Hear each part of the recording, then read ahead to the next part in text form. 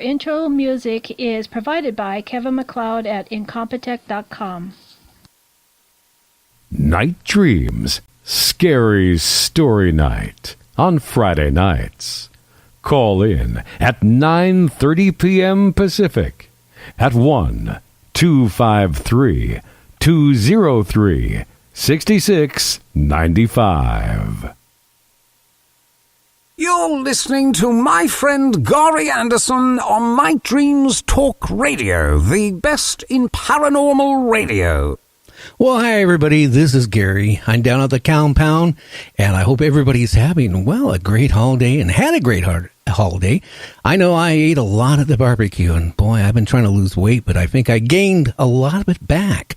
Well, on the news, like last week, I reported that Google, well, is getting information from MasterCard about your sale records. And I was wondering what they were going to do. Well, it just now came out here this morning that MasterCard sold all your information to Google. All your information, such as where you go buy stuff at, how much you spend on the internet, and how much you spend in your local store.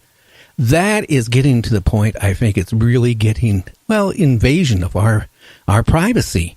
And it's shocking because now if MasterCard is selling that information, I would maybe consider maybe not using MasterCard, but it really concerns me. How about the other major credit cards out there? Are they going to start selling their information to Google too? I mean, it's really unfair from the standpoint Google has all that information about you, what you do online. So now what are they going to do? Flash all this stuff that you are been looking at, or stuff you bought in the past on your computer? Hey, guys, if you've been doing anything that your wife doesn't know about, all that X-rated stuff, you better knock it off, because one of these days your wife's going to turn on that computer and going to see something, and you're going to be busted. Now, there's a new suicide gang going on in the Asia. It's geared up again for young people. It's already been a couple young people, a couple boys and a girl so far. Young. I'm talking, pre-teens and early teens that have committed suicide because of this new game. I just can't understand. Why anybody would even think about playing a suicide game. Do they feel like if they get into it, they have to actually go through with the suicide? Or are they that depressed in the first place? Is that why they're going on the internet and looking for this? I don't know. It's really, really scary. And conspiracies. I got a funny feeling we're being brainwashed about a lot of things, especially like what's going on in Antarctica. The ice is breaking up. There's already a major shipping company that is already figured next year they're going to go for the first time for all recorded as man have been alive. This one major area has been all frozen over. It's not. So they figured now they can save a lot of money transporting their freighters through this open area. Yeah, it's getting scary. Hey, I got a great guest on tonight. We're going to be talking, about UFOs, Nazi Bell, and a lot of other strange things here tonight for the next hour. Are you there? I'm here. Oh, well, tell everybody who you are and what you do and the books you write and all that stuff. Well, thanks for having me on. I really appreciate it. My name is Dina Rae, and I've authored 8 books, 1 nonfiction and 7 novels, and I'm working on my 9th. All of them have something to do with conspiracy. I've tackled on all kinds of conspiracy. Of course, I love alien conspiracy, World War II conspiracy, and my favorite of them all, New World Order conspiracy. Well, I think they all tie in right now. You couldn't be writing about anything better. I mean, the alien thing, the National Reporting Center out here has been reporting. They actually been having people calling up and saying that they're actually been seeing, aliens around on the ground. And, he was saying that he's never had these reports in all the years he's been running the UFO Reporting Center. And now all of a sudden he's getting it all over from the country. So I'm just wondering if they're here now. They've always, conspiracy theorists have always said that they were here. And they've always said that they've got some kind of deal cooked up with the inner circle that's running this world. It just sounds like they're showing their true colors more and more. Well, I don't know. I have a guest or a person that wants to be a guest. He actually is a police officer, a sergeant in a major city police department up here on the West Coast.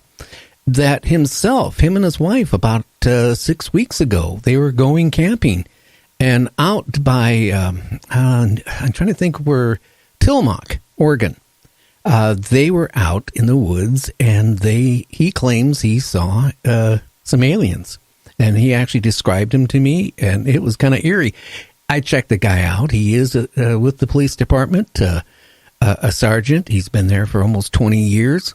So I feel it's really credible. And he also described it the same way as Peter Davenport has described some of his people saying that they saw UFO aliens. I mean, they were dressed very similar in the same type of outfit and all that stuff. So I don't know.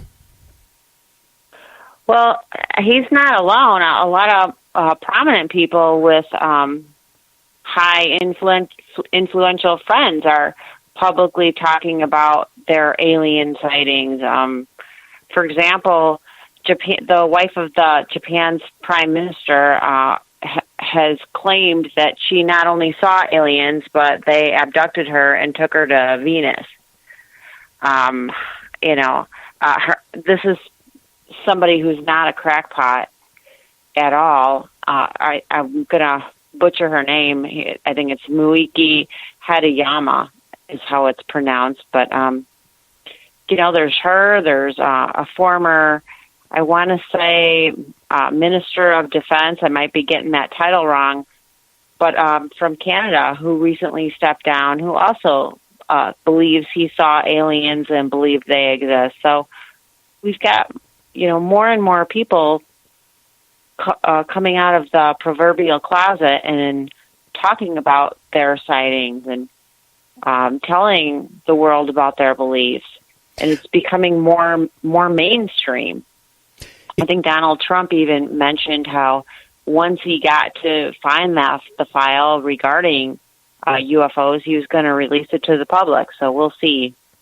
Well, what I find, about 4 years ago, off of California coast, I believe, the aircraft carrier was out there practicing. Two of the pilots saw a UFO and, actually filmed it, I should say. And, they tried giving chase to the UFO. They couldn't do it. They couldn't even begin to catch up with their afterburners on. But is that dormant? That video for 4 years. I mean, no word of it. And then all of a sudden, November, it starts hitting, the internet, the actual footage and what the, two pilots were saying back and forth to each other, back to the aircraft carrier.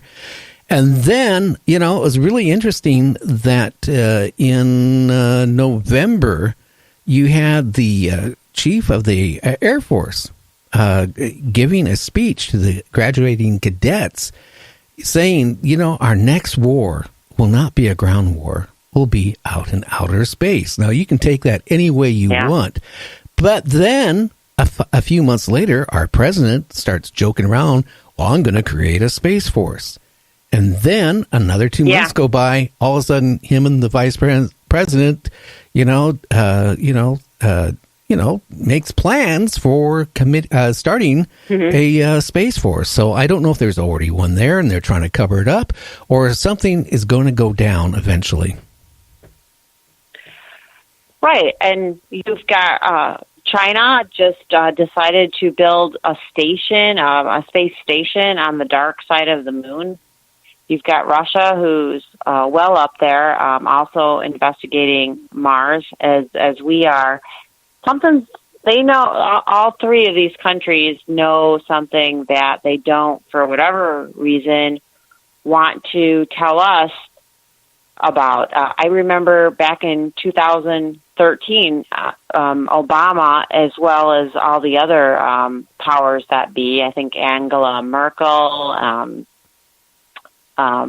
what's his name, Prime Minister Cameron, all of them, they went to Afghanistan. They had to see some cave. I mean, in the middle of nowhere, they had to see some cave. And before they even got there, 3 United States Army men died trying to secure the area. And, I mean, nobody knows why they wanted to go see in this cave so bad, but many people believe what they saw was an alien ship, or what they refer to in the Middle East as Vimanas, and it contained alien technology.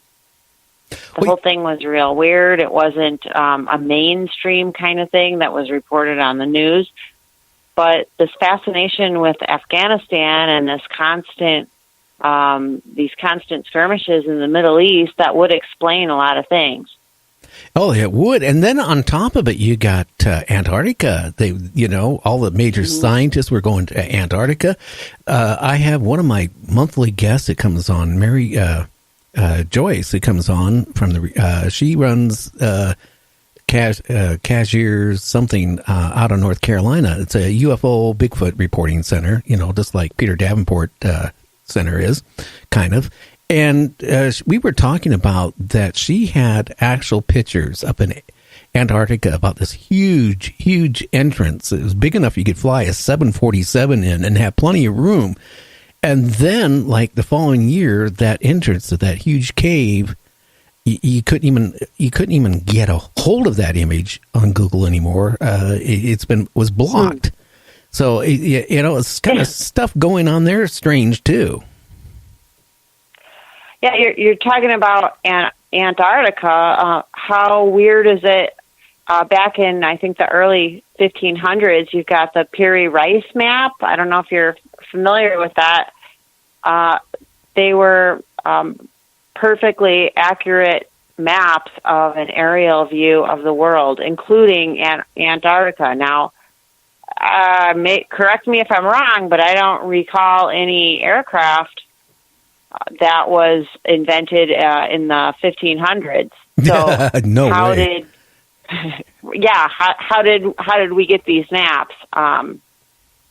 Again, was it a little help from our friends, the aliens? Well, and I also believe there's different races of aliens to boot, and some are for humans and some aren't. I don't know. It's funny, too, because I was just reading over in Brazil and then around the equator, they've been having, as we have the cattle abductions where they go through and basically look like they take a laser tool and remove almost all the, sex glands and all these other glands. They were having a rash, the same type of thing, but not with cattle, but with humans. Jeez. And, I get, and again, it's the same thing. It was done in such a way, especially there was no way a doctor could sit there and do what this was done. I mean, I saw some of the pictures and I read some of the information I was given from, because I have a friend who, a guest that's been on my show a couple of times, who used to be with the CIA, and he gave me some of that information, and it was really eerie. Yeah. Geez, human sacrifice isn't anything new. They've been doing it for centuries and centuries. Is that somehow part of this whole idea of getting the aliens to come and visit? Does that have something to do with seeing them? Well, this though wasn't done by humans.